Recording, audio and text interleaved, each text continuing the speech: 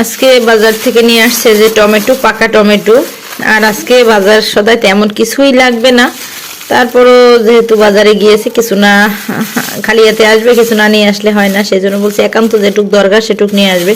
পাকা টমেটো নিয়ে আসছে, ডিম দরকার তাই কিছু পরিমাণ ডিম নিয়ে আসছে, আর ধনিয়া পাতা। ধনিয়া পাতাটা কিন্তু চমৎকার দেখতে, ভর্তা খাওয়া যাবে একদম টাটকা। আর লাউ শাক নিয়ে আসছে, বললাম না তেমন কিছুই লাগবে না, কিন্তু এই লাউ শাকটা দেখে আর লোভ সামলানো যাচ্ছে না। পাতাগুলো কি বড় বড় আর কি সুন্দর কচি, মানে একটা কালার ধরতেছে, শাকে একটা কালার মনে হচ্ছে। আর একটা লাউ, লাউটা দেখতে মনে হচ্ছে শক্ত, আসলে কিন্তু নরম আছে। এই যে চিংড়ি মাছ বাসায় অল্প আছে, যার কারণে চিংড়ি মাছ আনা দরকার, তাই কিছু চিংড়ি মাছ দিয়ে আসছে। তরকারি খাওয়ার চিংড়ি মাছ, যেটা সবজি খাওয়া হয় সেই সবজি খাওয়ার পাতলা চিংড়ি। এখন কোটা বাছা করতে হবে।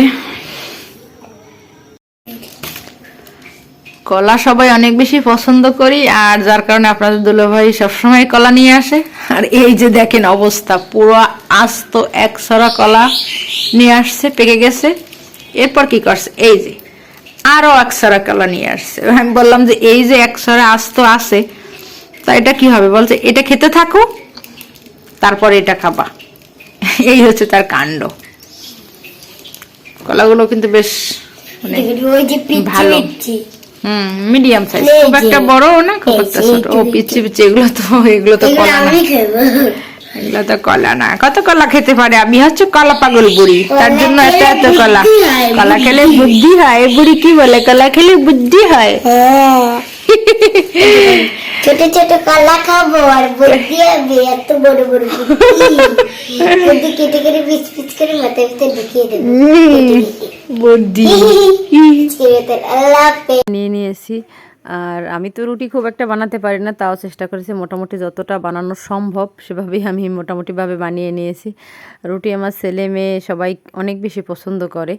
আর রুটি যে খাবে সেই খাওয়ার জন্য ভাজিও দরকার, কি দিয়ে রুটি খাবে। ওরা অনেক সময় ডিম দিয়ে রুটি খায় অথবা ভাজি দিয়ে পছন্দ করে। আজকে ভাজি তৈরি করলাম রুটির জন্য। এই যে একটা ভাজি, ডাল আর ভাজি মিক্সড করে অনেক সুন্দর, খুব সুন্দর একটা ফ্লেভার আছে এর উপরে, মজা আছে, অনেক মজা লাগে। এরকম একটা ভাজি দিয়ে আজকে ওরা রুটিটা খাবে। যাই হোক, এই ছিল সকালের নাস্তা। রুটি বানানো শেষ, একে একে সব রুটিগুলো আমি বানিয়ে নিচ্ছি। মোটামুটি ভালোই হচ্ছে, মানে আমি যে রুটি বানাতে পারি না সেই তুলনায় বলবো যে না, মোটামুটি ভালোই হচ্ছে। নতুন কারিগর যাকে বলে, আগে আমি কোনোদিন এভাবে রুটি বানাইনি। এখন যেহেতু আমার বাচ্চারা একটু রুটি খেতে পছন্দ করে, তাই বানানোর জন্য চেষ্টা করি। এরপরে আমি রসুন ছুলে নিচ্ছি, অনেকগুলো রসুন ছুলে নিলাম, আর কিছু পরিমাণ পেঁয়াজও ছুলে নিয়েছি, এটা বেটে নিব। আর রসুনটা আমি এরকম একটা একটা কোয়া করে ছুলে নেই, আমার কাছে এটা অনেক বেশি ভালো লাগে। আস্তে আস্তে রসুন অনেকে বেটে নেয়, কিন্তু সেটা আমার কখনোই ভালো লাগে না। আমি সবসময় এভাবেই ছুলে নিয়ে তারপরে বেটে নেই। আর এখানে পাটার উপরে আপনারা দেখতে পাচ্ছেন যে জিরা, এটা আমি বেটে নিয়েছি। ব্লেন্ডারে করলে হয়, কিন্তু এত সুন্দর মিহিন হয় না। এই যে এটায় জিরা আছে, পাশেরটায় রসুন, আর এ পাশেরটা হচ্ছে পেঁয়াজ।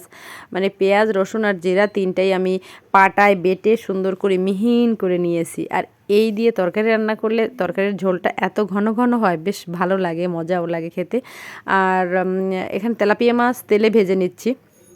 এরপরে এই তেলাপিয়া মাছটা আবার মাছ দিয়ে সবজি দিয়ে ভাজি করা হবে, আগে তেলে ভেজে নিচ্ছি। আর এপাশে একটা সবজি ভাজি করছি। যাই হোক, গরমের দিনে রান্নাবান্না করতে অনেক কষ্ট হয়, তার মধ্যে তাড়াহুড়ো করে যতটুকু করা যায় ততটুকুই ভালো। আর আলাদা একটা তেলাপিয়া মাছ ছিল, এটা আবির ধরে নিয়ে আসছে, এজন্য এই মাছটা আলাদাভাবে আমি রান্না করছি। যেহেতু এই মাছটা ও আলাদাভাবে নিয়ে আসছে, মানে ওর ধরা মাছ, সেজন্য এই মাছটা কিন্তু আলাদা। আপনারা আবার বলতে পারেন যে একটা মাছ আলাদা কেন ভাজি করছে, ওই কারণে এটা আলাদাভাবে ভাজি করা হচ্ছে। আর এপাশে চুলায় ভাজিটা কিন্তু এখনও হয়নি, ভাজিটা একটু পানি পানি দেখা যাচ্ছে, তাই ভাজিটা আরেকটু ভালো করে শুকিয়ে নিচ্ছি। এই যে মাছগুলো ভেজে উঠিয়ে রেখেছি, আর এপাশে সবজি কেটে নিয়েছি, আলু আর বেগুন দিয়ে এই মাছটা ভাজি করা হবে। আমাদের বাসায় কিন্তু শুধু মাছ ভাজি ওইভাবে কারোরই পছন্দ না, সবজি দিয়ে মাছ ভাজি আমরা সবাই অনেক বেশি পছন্দ করি। আর চিংড়ি মাছ দিয়ে লাল শাক রান্না করা হচ্ছে। লাল শাকের কালারটা কিন্তু আসলে লাল দেখাচ্ছে না, কেমন যেন দেখাচ্ছে। যাই হোক, শাক তো শাকই, কালার যেমনই হোক না কেন, খেতে আসলে ভালো হলেই হলো। আর এখানে একটু মশলা কষিয়ে নিচ্ছি সবজি রান্না করব বলে। ছোট চিংড়ি মাছ দিয়েছি সবজির জন্য, ছোট একটু একদম ভেঙে ভেঙে ছোট্ট ছোট্ট করে সবজি চিংড়ি মাছই রান্না করব। বরবটি নিয়েছি আর এখানে মালঞ্চ নিয়েছি, বরবটি আর মালঞ্চ মিক্সড করে একটা সবজি করা হবে। এই টাইপের সবজিগুলো কিন্তু অনেক বেশি ঠান্ডা হয়, ঝাল কম হয়, খেতে অনেক ভালো লাগে। ছোট যারা আমার ঘরে যেমন ছোট বাচ্চা, ওরাও অনেক বেশি পছন্দ করে এই টাইপের সবজিগুলো। যাই হোক, একে একে সব রান্নাগুলো শেষ করে নিলাম। এতক্ষণ যারা ধৈর্য ধরে আমার ভিডিওটা দেখলেন সবাইকে অসংখ্য অসংখ্য ধন্যবাদ ভিডিওটা দেখার জন্য। প্লিজ ভিডিওটা একটা লাইক দিবেন এবং কেমন দেখলেন অবশ্যই একটু কমেন্টের মাধ্যমে জানাবেন। আপনাদের ছোট ছোট মতামত আমার অনেক বেশি ভালো লাগে। সবাইকে অনেক ধন্যবাদ। আল্লাহ হাফেজ।